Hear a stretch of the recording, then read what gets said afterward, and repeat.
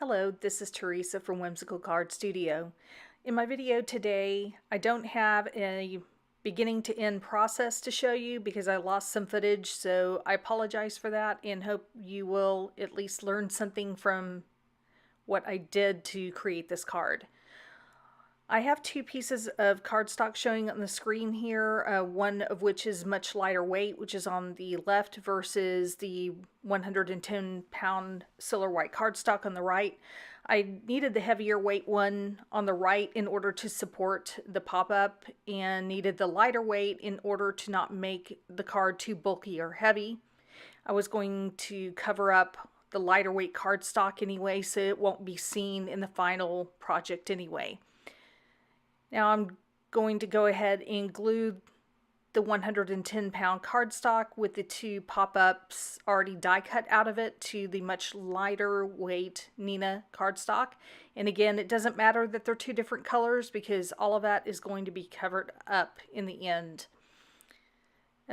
Here is the embossed floor, or tabletop if you will, made out of a Coordinations cardstock, which is sandable, and I embossed it with an embossing folder before using a nail file to sand off the top part and reveal the darker color that you can see on the back side of the paper. And as you will see, I'm cutting out a notch, or preparing to cut out a notch, so that I can fit that around where those pop-up die cuts are in the fold of the card base.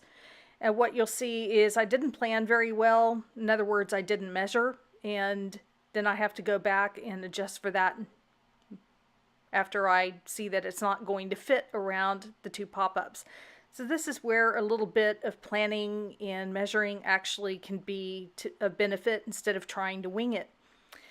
Once I had learned that lesson, I applied it whenever I prepared the other piece that was going to go on the inside top of the card. So it would be it would be on the back behind what will become the bowl of flowers on the stamp, on the card.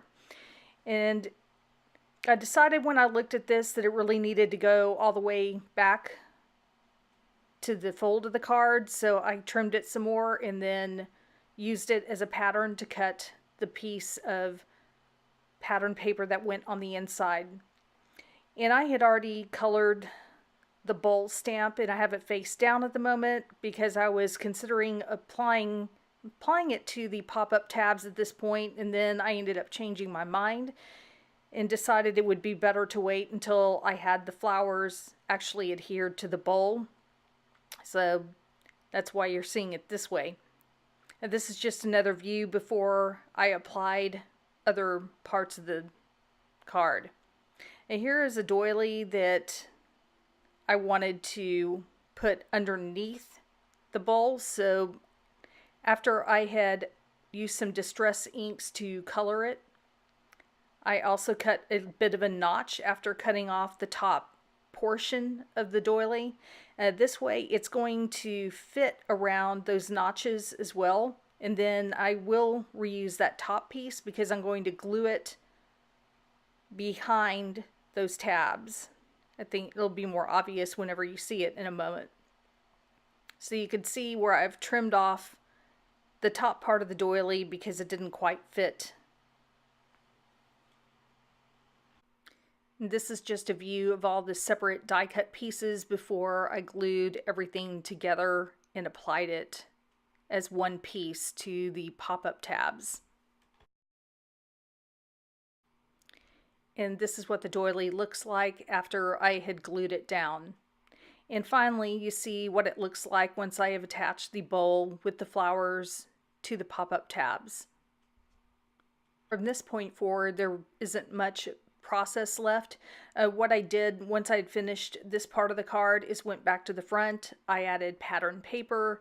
I die cut a couple of circles, one of which I heat embossed with gold embossing powder. Then I put a die cut white circle in the smaller size on top of it. I stamped the tulip bouquet again and colored it, and then adhered that on top of the circle on the outside after I had added a ribbon so that I could just simply tie it around the entire card to keep it shut. when I wanted it to stay shut, but it can also stand up and be a beautiful display on the desk. I appreciate you watching today. If you enjoyed my video, please consider leaving a thumbs up, and if you're not already subscribed, I hope you will do so. Thank you.